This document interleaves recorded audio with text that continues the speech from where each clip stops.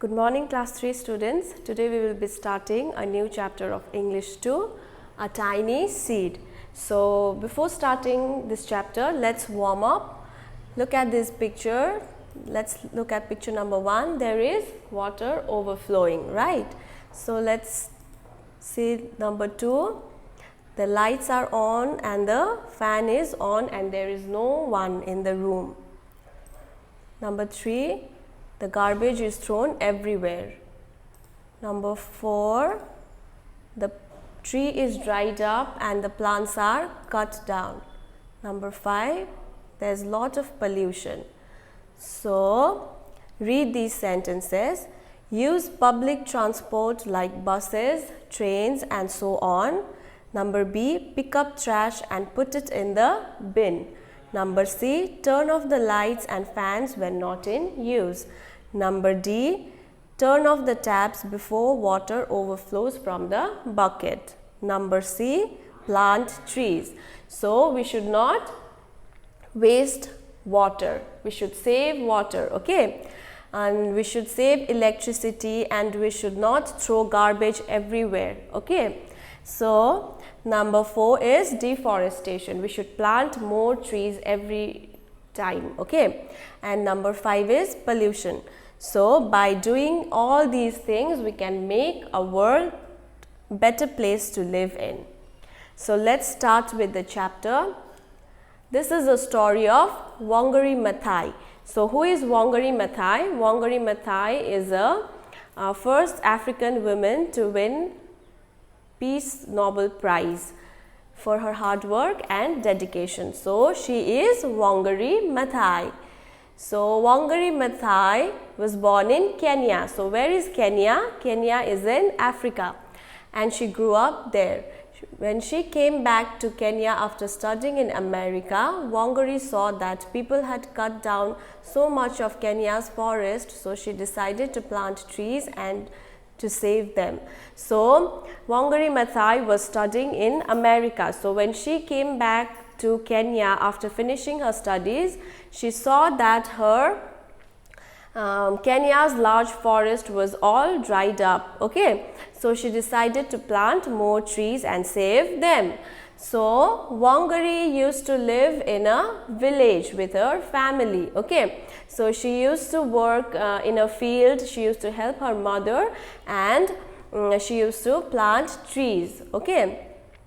Wangari always loved being outside. She loved being with nature and she used to work in a field and she used to plant seeds and trees, okay? And as she grew up, Wangari wanted to learn and could not wait to go to school, but her mother and father wanted her to stay at home and help them. So as she was growing, Wangari always wanted to go to school. She was not lucky enough like you all. So her mother and her father didn't wanted her to go to school, okay? She wanted them to stay at home and help them. So when she was 7 years old, her big brother spoke to her parents and told them to send her to school. So she had a big brother. Wangari had a big brother, and when she was 7 years old, her big brother convinced their parents to send her to school, and Wangari was very much excited to go to school, okay? So Wangari learned more and more with every book she read. She was clever and did so well at school that she was invited to study in United States of America. Wangari was excited. She wanted to know more about the world. So when Wangari was very excited to go to school, and she was very intelligent, she was a brilliant girl, and she was invited to study in USA, okay? And she was very much excited to know about the world. So turn the page. In America, Wangari learned many new things. She studied about plants and how they grow. The more she learned, the more she remembered her home country and her childhood. She often remembered how she had grown up playing games with her brothers in the shade of trees in the beautiful Kenyan forest. So, when she was in America, Wangari learned many new things. Okay, she learned how to grow plants, she learned how to grow seed to plant. Okay, and she used to miss her home. When she was studying in America, she used to miss her country, she used to miss her childhood, she used to miss her parents and her brother, growing up with her brother, playing with her brother. Okay, so after Wangari finished her studies, she returned to Kenya, but her country had changed. She found that the thick, dense forest of Kenya had been destroyed, rivers and streams had dried up, food was hard to find, and wild animals were no longer found there. So when she came back to Kenya after finishing her studies, Wangari saw that everything was changed in her hometown. She found that all the trees were cut down, the thick and beautiful Kenyan forest was all dried up. So river was dried up and there were no food for people to find, and wild animals were no longer found. Okay, so Wangari decided to make her country green again. So Wangari decided that to plant more trees and to make her country green again. Okay, and she also helped the women there. So she also helped the people of her village, the women of her village. Okay, she began to teach the women to plant trees from seeds and to care for them and the land. For every seed they grew into a plant and then a tree. The women were given money. So the women of her village was taught to plant trees and to nourish them. Okay, so Wangari taught the women to plant trees, and the women were given money by Wangari to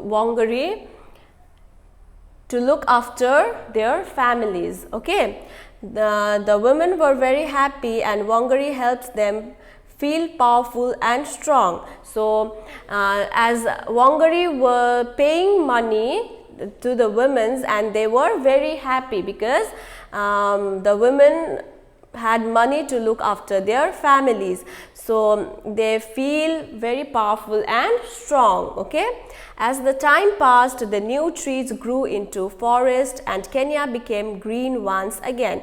So with the hard work of Wangari and the village women, the Kenya became green again, because the plant they planted, now they became into a tree. So the Kenya became green once again. Wangari's message spread across Africa. Today, millions of trees have grown from the seed that Wangari helped to sow. So now Africa, her hometown Kenya, is green again, and there are millions and millions of trees that Wangari have planted. Okay, so people around the world noticed the result of Wangari's hard work. In 2004, Wangari became the first African woman to receive the Nobel Peace Prize. So the people all over the country noticed the hard work of Wangari, and in 2004, she became the first African woman to receive Nobel Peace Prize. Okay, so when she was alive, Wangari was called Mama Miti, which means mother of trees. Every time we see a beautiful tree, we must remember her great work and try to be like her. So what is the moral of this story? So the moral of this story is we should plant more trees, we should not cut trees, and trees make our life beautiful. Okay, so trees and plants are very important for us. Okay, thank you, class 3.